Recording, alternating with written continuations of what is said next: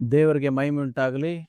ಈ ದಿನ ನಾವು ದೇವರ ಸೇವಕರು ಯಾರಾಗಿದ್ದಾರೆ ಎಂಬುದರ ಕುರಿತಾಗಿ ಧ್ಯಾನಿಸಲಿಕ್ಕಿದ್ದೇವೆ.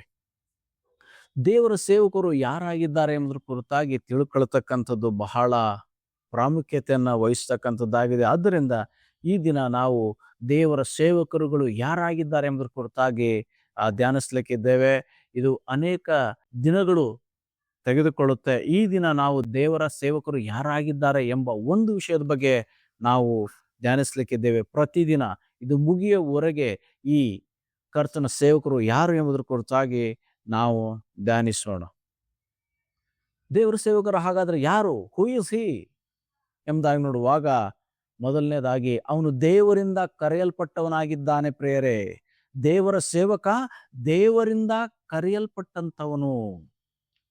ದೇವರು ತನ್ನ ಸೇವೆಗಾಗಿ ಈತನನ್ನ ಕರೆದಿದ್ದಾನೆ. ಇವತ್ತು ನಿಮ್ಮ ಸಭೆಯಲ್ಲಿ ಸೇವೆ ಮಾಡುವಂಥವರು, ನಿಮ್ಮ ಸ್ಥಳದಲ್ಲಿ ಸೇವೆ ಮಾಡತಕ್ಕಂಥ ಸೇವಕರು, ಅವರು ಯಾರಾಗಿದ್ದಾರೆ ಎಂದು ನೋಡುವಾಗ ದೇವರಿಂದ ಕರೆಯಲ್ಪಟ್ಟಂಥವರಾಗಿದ್ದಾರೆ.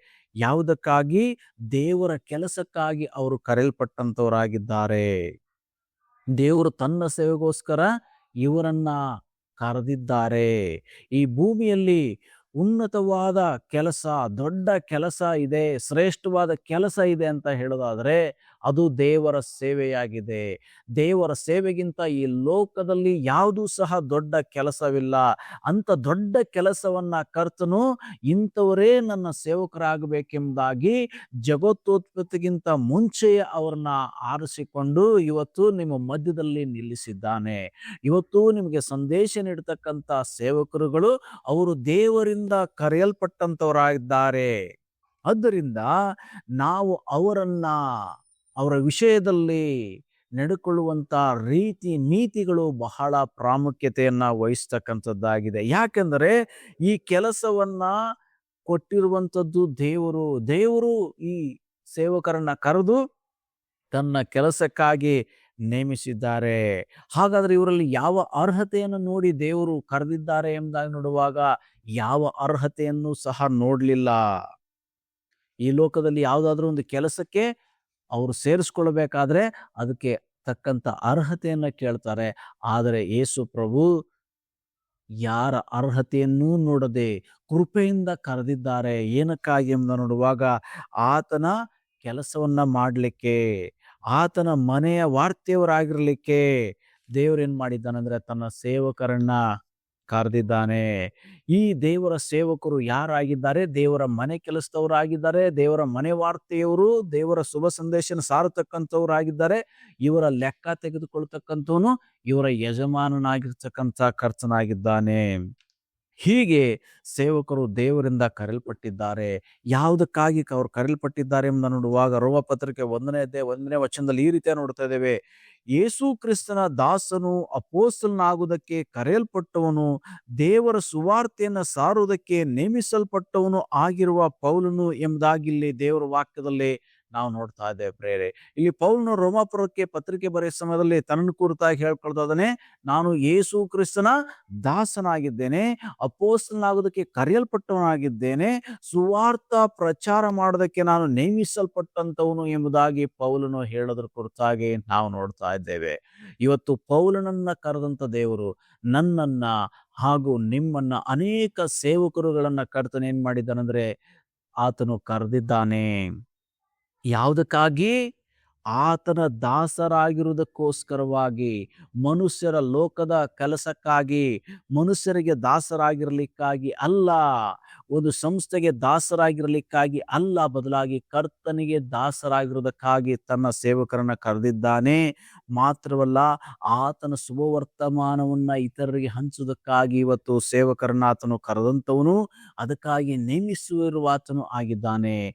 ಪೌಲನನ್ನ ಕರೆದಂತೆ ಅನೇಕರನ್ನ ಇವತ್ತು ನನ್ನನ್ನ ಹಾಗೂ ಇನ್ನೂ ಅನೇಕ ಸೇವಕರುಗಳನ್ನ ದೇವರು ಕರೆದಿದ್ದಾನೆ. ಏನಕ್ಕಾಗಿ ಅಂದ್ರೆ ಆತನ ಮಹಿಮೆಗಾಗಿ ಕರೆದಿದ್ದಾನೆ. ಹಾಗೆ ಮುಂದುವರಿಸಿ 2 ತಿಮೋತಿಯನಿಗೆ ಬರೆದ ಪತ್ರಿಕೆ 1ನೇ ವಚನದಲ್ಲಿ ಈ ರೀತಿಯ ನೋಡ್ತಾ ಇದ್ದೇವೆ.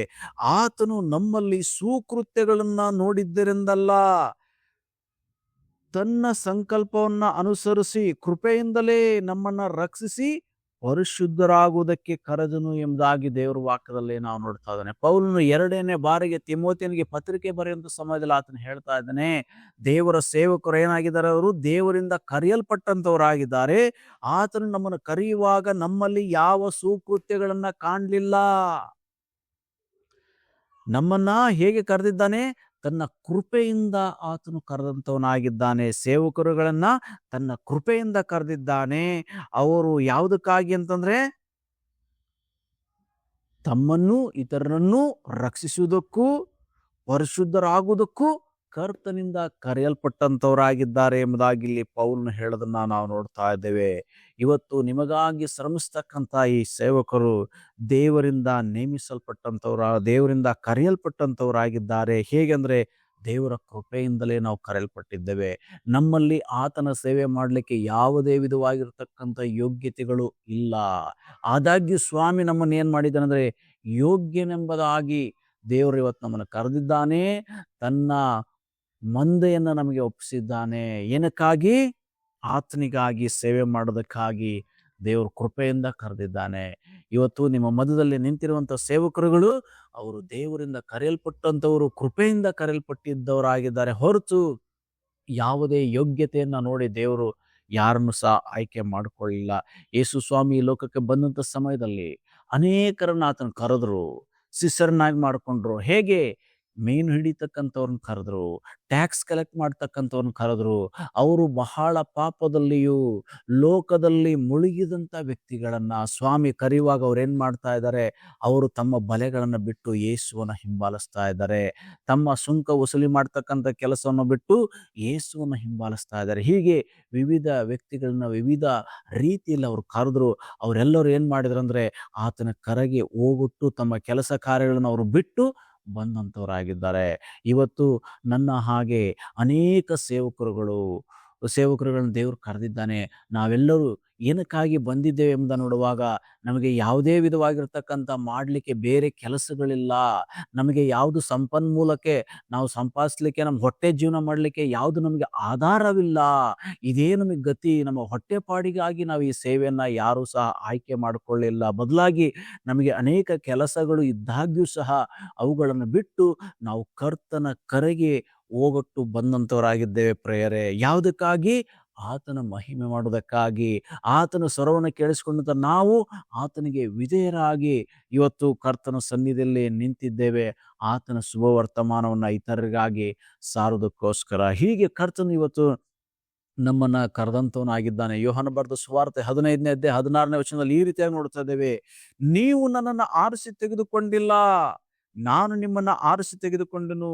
ನೀವು ಹೊರಟು ಹೋಗಿ ಫಲ ಕೊಡುವವರಾಗಬೇಕೆಂತಲೂ ನೀವು ಕೊಡುವ ಫಲವು ನಿಲ್ಲುವಂತದ್ದಾಗಬೇಕೆಂತಲೂ ನಿಮ್ಮನ್ನ ನೇಮಿಸಿದ್ದೇನೆ. ಇಲ್ಲಿ ಸ್ವಾಮಿಯ ಮಾತು. ಇವತ್ತು ತನ್ನ ಸೇವಕರನ್ನ ಏನ್ ಮಾಡಿದ್ದಾನೆ? ಆತನು ಆಯ್ಕೆ ಮಾಡಿಕೊಂಡಿದ್ದಾನೆ. ನಾವು ಸೇವೆಯನ್ನು ಆಯ್ಕೆ ಮಾಡಿಕೊಳ್ಳಿಲ್ಲ. ಆತನ ಸೇವೆಗಾಗಿ ಆತನು ನಮ್ಮನ್ನ ಇವತ್ತು ಆಯ್ಕೆ ಮಾಡಿಕೊಂಡಿದ್ದಾನೆ. ಯಾವುದಕ್ಕಾಗಿ? ನಾವು ಹೊರಟು ಹೋಗುವುದಕ್ಕೂ.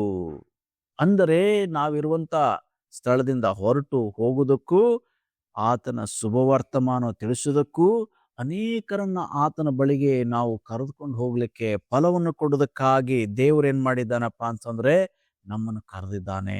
ನಾವು ಕೊಡುವಂತ ಫಲ ಅದು ನಿಲ್ಲುವಂಥದ್ದಾಗಬೇಕು. ಅದಕ್ಕಾಗಿ ದೇವರು ಇವತ್ತು ನಮ್ಮನ್ನು ಕರೆದಿದ್ದಾನೆ ಪ್ರಿಯರೇ. ಅದರಿಂದ ದೇವರ ಸೇವಕರುಗಳು ಯಾರಂತಂದ್ರೆ ಅವರು ದೇವರಿಂದ ಕರೆಯಲ್ಪಟ್ಟಂಥವರು, ದೇವರಿಂದ ನೇಮಿಸಲ್ಪಟ್ಟಂಥವರು ಆಗಿದ್ದಾರೆ. ಆದ್ದರಿಂದ ಅವರ ಬಗ್ಗೆ ಹಗುರವಾದ ಭಾವನೆಗಳು ನಮಗೆ ಬೇಡ. ಅವರನ್ನ ಅಲಸ್ಯತನದಿಂದ ನೋಡ್ತಕ್ಕಂಥದ್ದು ಬೇಡ. ಅವ್ರನ್ನ ಕೀಳಾಗಿ ನೋಡ್ತಕ್ಕಂಥದ್ದು ಬೇಡ. ನಿಮ್ಮ ಸೇವಕರು ಕಷ್ಟದಲ್ಲಿ, ಬಡತನದಲ್ಲಿ, ಕೊರತೆಗಳಲ್ಲಿ ಇದ್ದಾರೆ ಎಂಬುದಾದ್ರೆ ಅದು ಯಾಕಿದ್ದಾರೆ? ಯಾಕೆ ಅವ್ರಿಗೆ ಅಷ್ಟೊಂದು ಕಷ್ಟಗಳು, ಸಮಸ್ಯೆಗಳು ಮಧ್ಯದಲ್ಲಿ ಅವರು ಸೇವೆಯಲ್ಲಿದ್ದಾರೆ ಎಂದು ನೋಡುವಾಗ ಅವರು ದೇವರಿಂದ ಕರೆಯಲ್ಪಟ್ಟಿರೋದ್ರಿಂದ, ದೇವರು ಆ ಕೆಲಸಕ್ಕೆ ಅವ್ರನ್ನ ನೇಮಿಸಿರೋದ್ರಿಂದ ಇವತ್ತು ಅವರ ಜೀವಿತದಲ್ಲಿ ಬರ್ತಕ್ಕಂಥ ಎಲ್ಲ ಕಷ್ಟ, ಸಮಸ್ಯೆ, ನೋವು ಎಲ್ಲವುಗಳನ್ನು ನುಂಗಿಕೊಂಡು ಅವರು ಸೇವೆಯಲ್ಲಿ ನಿಂತಿದ್ದಾರೆ ಅನ್ನೋದಾದ್ರೆ ಅದಕ್ಕೆ ಕಾರಣ ಕರ್ತನ ಕರೆಯಾಗಿದೆ ಪ್ರಿಯರೇ. ಇವತ್ತು ಎಷ್ಟೋ ಸೇವಕರು ಅನೇಕ ವಿಧದಲ್ಲಿ ಕಷ್ಟದಲ್ಲಿ, ಸಮಸ್ಯೆ, ಇಕ್ಕಟ್ಟುಗಳಲ್ಲಿದ್ದಾರೆ. ಇದ್ದಾಗ್ಯೂ ಸಹ ಅವರು ಕರ್ತನಲ್ಲಿ ಇದ್ದಾರೆ. ಎಷ್ಟೇ ಬಡತನ ಇದ್ರು, ಎಷ್ಟೇ ಸಮಸ್ಯೆ ಇದ್ರು ಅವ್ರು ಕರ್ತನ ಸೇವೆಯಲ್ಲಿದ್ದಾರೆ. ಏನಕ್ಕಂದ್ರೆ ಕರ್ತನವ್ರು ಕರೆದಿದ್ದರಿಂದ, ಕರ್ತನ ಕರೆಗೆ ಹೋಗಿಟ್ಟೋದ್ರಿಂದ, ಕರ್ತನಿಗೆ ವಿಧೇಯರಾಗಿರೋದ್ರಿಂದ ಎಲ್ಲ ಸಂಕಟವನ್ನ ನುಂಗ್ಕೊಳ್ತಾ ಇದ್ದಾರೆ.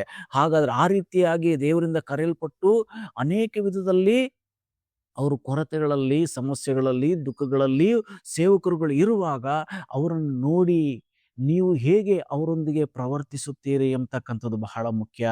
ಇವತ್ತು ಭಕ್ತರೆಲ್ಲರೂ ಏನ್ ಮಾಡಬೇಕಾಗಿದೆ? ದೇವರ ಸೇವಕರುಗಳಿಗೆ ಒಳ್ಳೆ ರೀತಿಯಲ್ಲಿ ನಡೆದುಕೊಳ್ಬೇಕಾಗಿದೆ. ಅವ್ರನ್ನ ಒಳ್ಳೆ ಭಾವನೆಯಿಂದ ಕಾಣಬೇಕಾಗಿದೆ.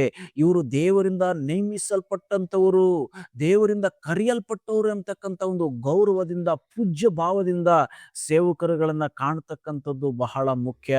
ಒಂದು ವೇಳೆ ದೇವರ ಸೇವಕರನ್ನ ಗೌರವಿಸುವುದಾದ್ರೆ ಅದು ದೇವರನ್ನ ಗೌರವಿಸಿದಂತೆ ಪ್ರಿಯರೇ. ಅದರಿಂದ ಪ್ರತಿಯೊಬ್ಬರು ಸಹ, ಈ ಸಂದೇಶ ಕೇಳಿಸ್ಕೊಳ್ತಕ್ಕಂಥ ಪ್ರತಿ ಭಕ್ತರು ಸಹ ಸೇವಕರುಗಳನ್ನ ಗೌರವಿಸ್ರಿ. ಯಾಕಂದ್ರೆ ಅವರು ದೇವರಿಂದ ಕರೆಯಲ್ಪಟ್ಟಂತವರಾಗಿದ್ದಾರೆ ಪ್ರಿಯರೇ. ಅದರಿಂದ ದೇವರಿಂದ ನೇಮಿಸಲ್ಪಟ್ಟಂತವರಾಗಿದ್ದಾರೆ. ಅವರ ಬಗ್ಗೆ ಒಂದು ಗಂಭೀರವಾದ ಭಾವನೆ ಇರಲಿ. ಅವ್ರ ಬಗ್ಗೆ ಒಂದು ಸೀರಿಯಸ್ ನೀವು ಅವ್ರನ್ನ ತೆಗೆದುಕೊಳ್ಳ್ರಿ. ಅವ್ರು ಹೇಳುವಂತ ಮಾತುಗಳನ್ನ, ಅವ್ರು ತಿಳಿಸ್ತಕ್ಕಂಥ ಸಂದೇಶಗಳನ್ನ ಅದನ್ನ ಗಂಭೀರವಾಗಿ ತೆಗೆದುಕೊಳ್ಳ್ರಿ. ಯಾಕಂದ್ರೆ ಅವರು ದೇವರಿಂದ ನೇಮಿಸಲ್ಪಟ್ಟಂತವರಾಗಿದ್ದಾರೆ. ಅದರಿಂದ ಇವತ್ತು ಸೇವಕರು ಯಾರಾಗಿದ್ದಾರೆ ಎಂದು ನೋಡುವಾಗ ದೇವರಿಂದ ಅವ್ರು ಕರೆಯಲ್ಪಟ್ಟಂಥವ್ರು. ಆ ಕರೆಯಲ್ಪಟ್ಟಂಥವ್ರಿಗಾಗಿ ನಿಮ್ಮ ಪ್ರಾರ್ಥನೆಗಳಲ್ಲಿ ಅವ್ರನ್ನ ಎತ್ತಿ ಹಿಡೀರಿ. ಕರ್ತನವ್ರನ್ನ ಇನ್ನೂ ಬಲವಾಗಿ ಉಪಯೋಗಿಸೋದಕ್ಕೋಸ್ಕರವಾಗಿ, ಅವ್ರಿಗೋಸ್ಕರವಾಗಿ ಎಲ್ಲ ಭಕ್ತರು ಸಹ ಪ್ರಾರ್ಥಿಸ್ರಿ. ನಾವು ಸಹ ಈ ಸಮಯದಲ್ಲಿ ಎಲ್ಲ ಸೇವಕರಿಗಾಗಿ ಪ್ರಾರ್ಥಿಸ್ಲಿಕ್ಕಿದ್ದೇವೆ. ಯೇಸು ಪ್ರಭು, ಈ ಸಮಯಕ್ಕಾಗಿ ಸ್ತೋತ್ರ. ನಿನ್ನ ಸೇವೆಯಲ್ಲಿ ಇರ್ತಕ್ಕಂಥ ಇವರು ಯಾರು ಎಂಬುದಾಗಿ, ಈ ಸಭಾಪಾಲಕ, ಈ ಪಾಸ್ಟರ್ ಯಾರು ಎಂಬುದಾಗಿ ನಾವು ನೋಡುವಾಗ ಇವನು ನಿನ್ನಿಂದ ಕರೆಯಲ್ಪಟ್ಟಂತವನಾಗಿದ್ದಾನೆ ಕರ್ತನೇ. ಹೀಗೆ ನಿನ್ನಿಂದ ಕರೆಯಲ್ಪಟ್ಟಂತ ನಾನು ಹಾಗೂ ನನ್ನ ಹಾಗೆ ಇರತಕ್ಕಂಥ ಎಲ್ಲ ದೇವ ಸೇವಕರುಗಳನ್ನು ನಿಮ್ಮ ಕೃಪಾಶ್ರಯಕ್ಕೆ ಒಪ್ಪಿಸ್ತೇವಪ್ಪ. ಅಪ್ಪ, ನಾವು ನಿಮ್ಮಿಂದ ಕರೆಯಲ್ಪಟ್ಟಿದ್ದೇವೆ, ನಿಮಗಾಗಿ ಕರೆಯಲ್ಪಟ್ಟಿದ್ದೇವೆ ಸ್ವಾಮಿ. ನಾವು ನಿಮ್ಮ ವಾಕ್ಯ ಎಂಬ ಬೀಜವನ್ನು ಬಿತ್ತಲಿಕ್ಕೆ ನೇಗಲ ಮೇಲೆ ಕೈ ಇಟ್ಟಿದ್ದೇವೆ ಸ್ವಾಮಿ. ಈ ಸಮಯಗಳಲ್ಲಿ ಸ್ವಾಮಿ ನಮಗೆ ಅನೇಕ ತಡೆಗಳು, ಅನೇಕ ಕಷ್ಟಗಳು, ಸಮಸ್ಯೆಗಳು ಉಂಟು ಸ್ವಾಮಿ. ಇವೆಲ್ಲವುಗಳ ಮಧ್ಯ ಸ್ವಾಮಿ ನಾವು ನಿಮ್ಮ ಸೇವೆಯಲ್ಲಿ ಮುಂದುವರಿಯುವಂತೆ, ನೀವು ನಮ್ಮನ್ನ ಕರೆದಿರ್ತಕ್ಕಂಥ ಉದ್ದೇಶ, ನೀವು ನಮ್ಮ ನೇಮಿಸಿರ್ತಕ್ಕಂಥ ಉದ್ದೇಶವನ್ನು ನಮ್ಮ ಜೀವಿತಗಳಲ್ಲಿ ನಾವು ಮಾಡೋದ್ರ ಮೂಲಕ ನಿನ್ನ ನಾಮವನ್ನು ಮಹಿಮೆ ಮಾಡಕ್ಕೆ ಸಹಾಯ ಮಾಡು.